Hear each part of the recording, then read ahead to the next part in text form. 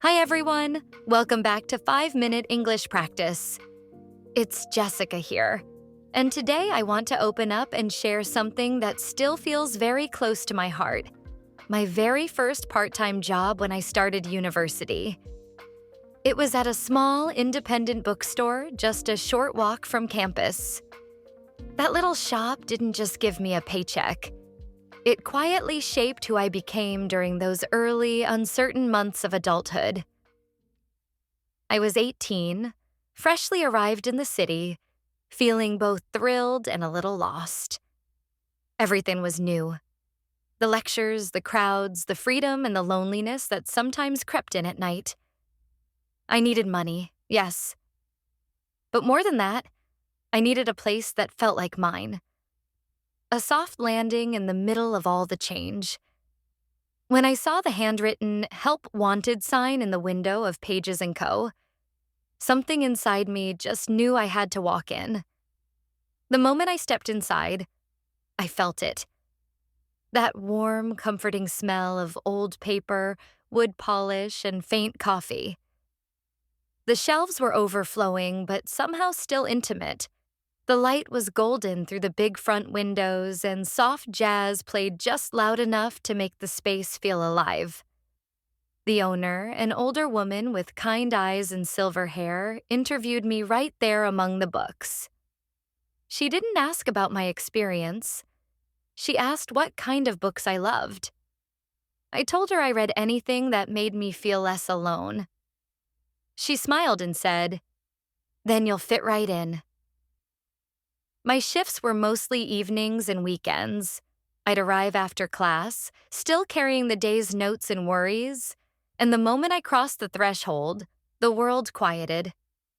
I greeted people, helped them find the perfect story, stocked shelves when new boxes arrived. Unpacking books always felt like opening little gifts. Made coffee for the tiny cafe corner, and rang up purchases on an old cash register that dinged with every sale. But the real magic happened in the conversations. I remember the quiet Tuesdays when an elderly man in a tweed jacket would come in. He always asked for historical fiction, and over months we talked, really talked. He told me about the war, about letters he wrote to his wife, about the books that helped him survive the hardest years. I'd recommend something, and the next week he'd return with a story about how the book made him feel young again. One day he brought me a small jar of homemade jam. I kept that jar on my desk for years. There was also a little girl who came in with wide eyes and endless questions about dragons and magic. She saved her pocket money for her first real chapter book, and when she left, she hugged me so tightly I could feel her excitement. Those moments reminded me that books aren't just pages.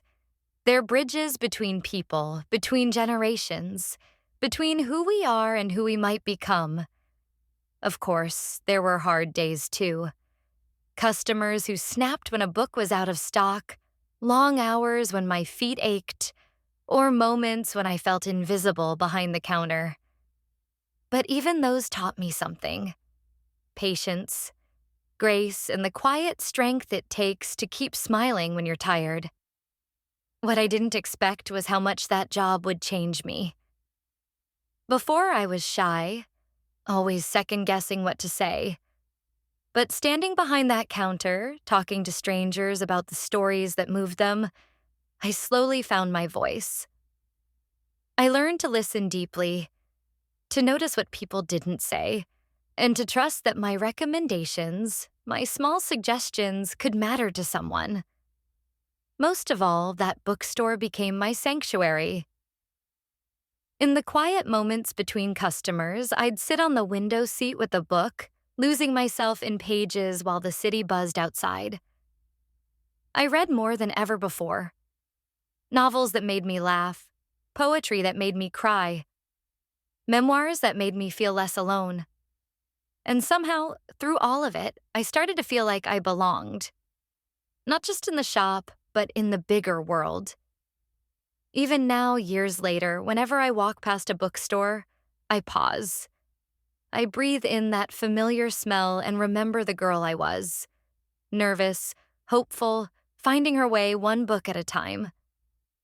That little job wasn't glamorous. It didn't pay much. But it gave me something far more valuable. The understanding that work can be joyful when it connects you to something bigger than yourself. So, if you're listening and you've ever had a first job that quietly changed you, I'd love to hear about it. What was it? What did it teach you? Share in the comments. It's beautiful English practice, and honestly, I can't wait to read your stories. Thank you for letting me share this piece of my heart today. Until next time, keep reading, keep growing, and keep practicing your English. You're doing wonderfully. See you soon.